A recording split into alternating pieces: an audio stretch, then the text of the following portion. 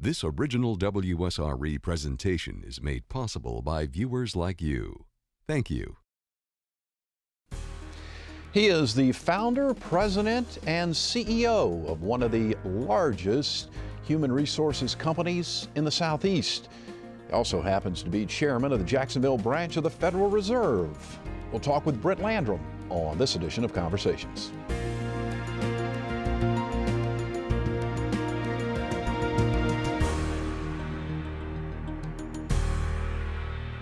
I'm Jeff Weeks. Thank you so very much for joining us. If you love a great business success story, you're going to really enjoy our guest. Britt Landrum is the founder and CEO of the Landrum companies, big time into the human resources business. Britt, welcome. Thank you very much, Jeff. Glad to be here. Tell me a little bit, just so the audience understands, sort of what's your company all about? What do you do? Well, it's human resources outsourcing. We have three companies, actually three operating entities, and the first is Landrum Staffing. We've been in that business for quite a long while. The second is Landrum Professional Employer Services, which is a PEO, a professional employer organization. And the third is a consulting company that's all human resources related. And this is actually our 40th year in the business. 40 years in the business. Right. Speaking of that, of those 40 years, how would you say the employment climate is right now compared to all the years past? Well, it's been a tough time, as those people who are out there looking for work really understand. But our businesses, our clients as well, we've certainly lost a number of employees in their businesses as they've cut back. The economy, the climate, the job market is getting a little better, but honestly it's going to be slow growth because most of the small businessmen that I know have maybe they've lost a few employees, but they've lost a lot of business. Mm-hmm. And so they really have to get more business before they can hire more people. Right. And so most of them have more capacity they have capacity to do more work without having to add people. So I think that's why you hear, when you listen to Chairman Ben Bernanke talk about a slow growth, that's what he means, that there's going to be a slow job growth, but it'll be positive, and we already are seeing the result of some uptick in the business community with more job orders and this year than we saw last year. So that's good news. And just out of curiosity, over the years, how has technology changed the workforce? A lot. It has changed a lot. I can tell you, just in terms of the Federal Reserve, since I've been involved in that process, they had at one point, I don't know how many employees, probably 60 or 70 employees or so, who were just involved in processing paper. Mm-hmm. Well, now, 5 years later, almost into the sixth year, that's all electronic, and so those positions are gone.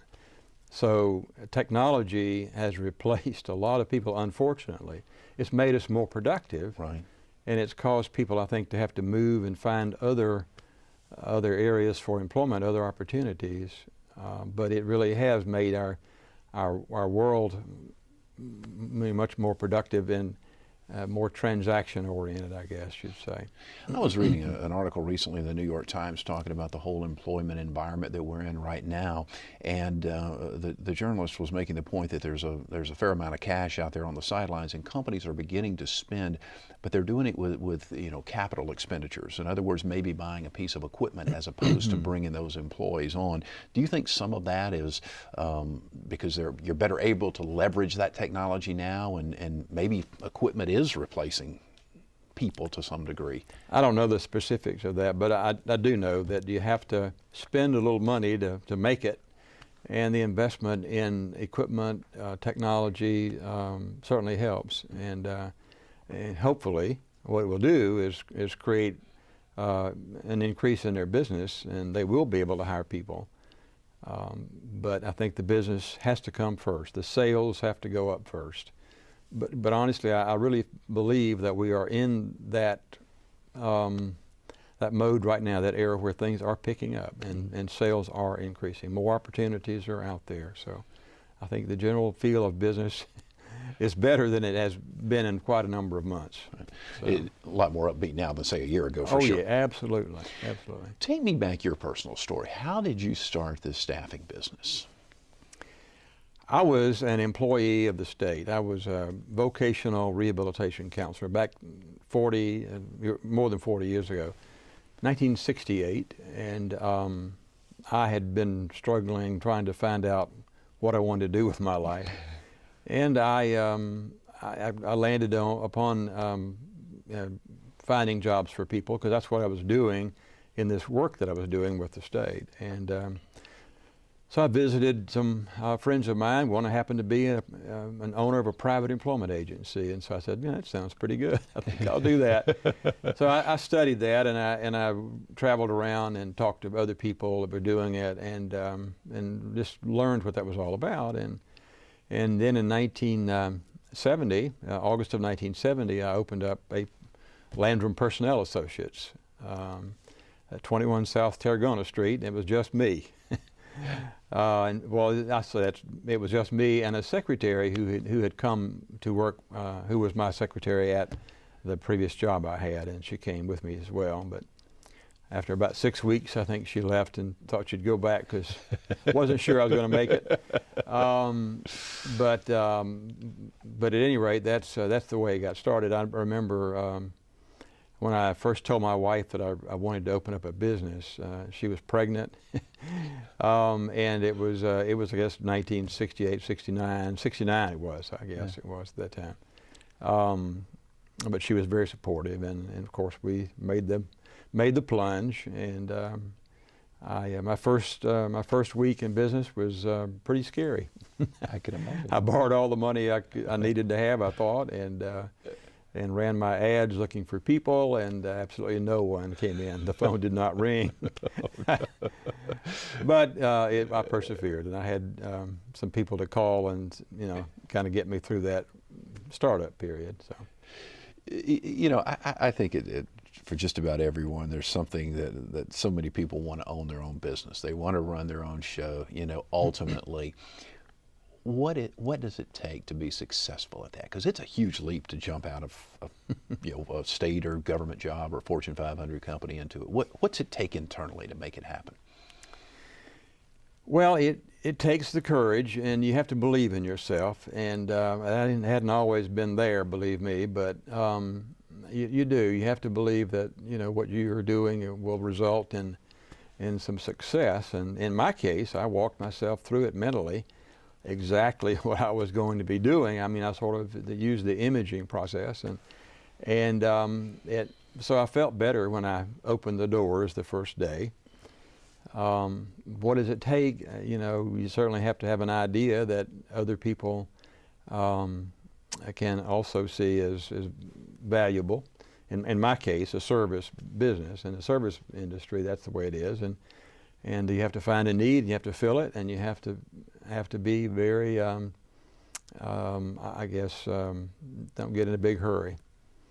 I know when I first got into business, there were friends of mine that I made who were in the same business, and they'd bought franchises, and so they spent money, which was fine. That was one way to do it, to get themselves up and running in a hurry.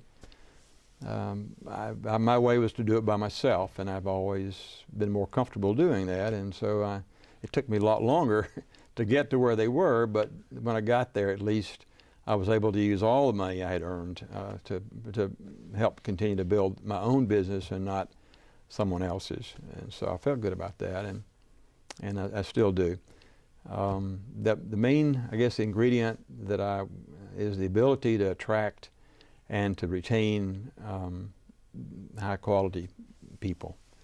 It's a people business that we're in, and I would not be here, would not be sitting here if it were not for those people. Finding and hiring, attracting people who are smart and dedicated and willing to work hard, that's really the key. And everybody will tell you the key to being successful is like you say, having good people. But for some reason, and I've asked this question of several business people that I've interviewed and chief executive officers, for some reason there's so many managers out there who just they say that, but they really don't take care of their people. And I know this is almost a silly question, but why do you think that is? If we all know that's the key, where do they lose it along the way? I can't tell you where they'll lose it, but I do know that attitude, my attitude basically is that I'm very grateful that these fine people that work for me have chosen our company to spend their careers or to invest their time. They could have, they're good enough to where they could have worked anywhere, but they chose to work with us. And so the attitude of gratitude, I guess, is part of it. Our company, my own philosophy is that we want to provide the very best place for people to work and the very best service for our clients, and in the process make a reasonable profit off of that. But the best place to work is an important aspect of that. Employees need to look forward to coming to work. An unhappy employee sure can't make a customer happy. But my thought is that we spend as much time at work as we do more time sometimes than we do with our families. So it becomes our family, our work family. And so it's very important that we look forward to being there and enjoy the process, enjoy being there. I talk about the process. I mean, success, to me, is a journey, and so we're working together on this journey and toward making it a success. So we need to enjoy what we do, and I try my best to make sure that our employees do that. I think it's worth pointing out, as I did my research on you, you have employees there that have been with you for a pretty extended period of time and evidently a very low turnover rate. And I'm sure you've been through some ups and downs through economic times. And as businesses are challenged right now, it seems to me a lot of times the first thing they want to do is cut employees. What are your thoughts on that?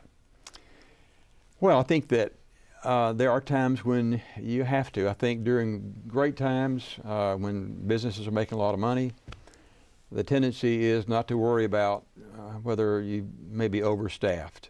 You've got income coming in to support that, and it's not as big an issue as the next deal might be. But when things are tight, I think companies do look around and to try to find some ways to cut costs. And if they feel that a position that they're overstaffed, they don't really need to have someone, then they're going to make a move to let them go. And it's a sad fact. And I don't know of any employer I've ever spoken with who enjoys doing that. That's the worst. That's a bad day when you have to do that. But it's for survival. It's necessary. But we have tried to maintain our employees through the ups and downs of the economy, and to make sure that we were ready when business picks up again to provide the kind of service that we know we need to provide. Having those employees around that know what you're supposed to be doing, they don't have to be trained, and also having employees that our customers are used to seeing over a long period of time is comforting. They don't like to see change either. Right. And so we try our best to maintain a good long-term staff. I've got employees who've been there, 2 of them more than 30 years, but a number of them, 9, who've been there more than 20. Wow. So we believe in investing our time and energy in those employees. And I said we want to be a best place to work, and one of the ways in which we have sought to, I guess, to achieve that is to apply for, and we've won 6 years in a row, the best place to work, this best small business to work for in America. And so we're one of the top 25 of those companies. So I'm proud of that, and and it's a measure of our accomplishing at least that goal. So, as an employee, how should people position themselves? Because you want to build yourself up to where you become almost invaluable to that employer. What advice would you have for employees, particularly in challenging times? To me, it's a lot about attitude and relationships. And certainly, an employee has got to be able to do their job, and but having the kind of attitude that says, I'm willing to help and do anything I can do to help this company be successful. That attitude is what you look for, and it's more giving of themselves. It's not all about them. It's about the common goal of the company. So that's one of the things I look for. The relationship building, I think, is extremely important. How well that employee gets along with other employees, how well the employee gets along with their customers, our customers, how they're viewed by our customers. So the ability to establish good, trusting relationships is extremely important to me. Would you rather have somebody who is really, really good at dealing with people and working with a team, or somebody that is really, really good in a technical aspect? Maybe they know the technical side of it inside and out, but they're difficult to deal with. Who's more valuable? Well, when your computer goes down, you want that technical person who really understands what makes that thing tick and why that software does what it does. So, I mean, there's a place for both. If you're saying that, you know, in terms of the softer skills, the work that working with people, knowing how to do it is one thing, but being able to deliver and being able to be that kind of person is quite another. Be the you know, the caring professional person that you know we look for is much more important to me. I guess what I'm saying, I've heard leaders and managers say, I can teach the technical stuff, but it's hard for me to teach those soft skills. Do you buy that? Yeah, I do. Yeah, I do. I mean, you can take a person with the right attitude and teach them the skills. That's a you know, that's a truth. Yeah. But you know, you take a person with the wrong attitude and they can have all the skills in the world, and it doesn't help. Yeah, yeah. So, going back to you, you said you started off obviously just as basically a one-person shop and stuff. When you hit those tough times, what did you do to push yourself through it? Well, you know, over the years, you hit a few bumps in the road, and I can tell you that I have a strong faith in God, and I mean, lots of time I've you know gone into prayer because I needed help. You know, but that we got through it. And of course, my family and my wife has been a great comfort in those times. But also some of my long-term employees who have just, you know, we have helped put the shoulder to the wheel and go through those times and come out of them and stay positive. I mean, my attitude has always been that the glass is half full and that something good is going to happen to us just around the corner. So, and it has. And so I think the positive mental attitude is extremely important. How do you keep that though? Because I mean, even sometimes we have a good attitude, there's something that knocks us down. Do you have anything you do that just, okay, I know if I'm going to go do this, it's going to, you know, reinvigorate me, so to speak? Yeah. You know, I think you just have to keep putting one foot in front of the other. You know, I was on a panel of business owners about, I don't know, 10 years ago, and the question was asked by some of the new guys in business, and one of them said, well, when do you ever feel like you have it made? I mean, when would you ever reach that point in your career when, as a business owner, that you feel like you've got it made, you haven't got to worry about your future? And my answer was never.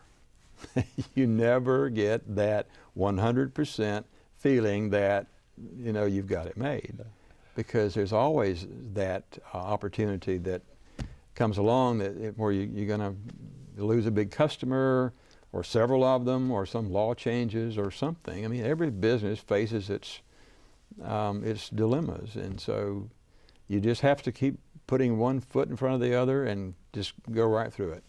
If there are people out there who they're watching this program, or they see you in the community or whatever, and they say, boy, I would really like to at some point run my own show, what kind of advice would you give them to prepare for that?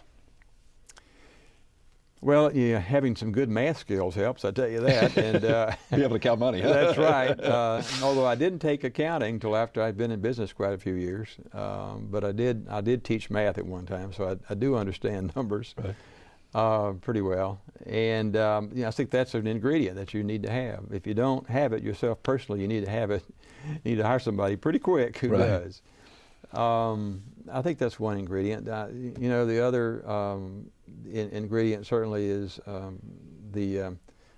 guess the ability to research something. I did so much research about the kind of business that I wanted to go into before I actually launched into it. I knew every step of the way what I was going to be doing and how I would respond to different issues. And so I'm a great believer in doing that. So go and visit other people who are doing it, and look at the successes that they. Why are they successful? And so copy what they're doing. I was a great copier of other. I didn't create something that was so original.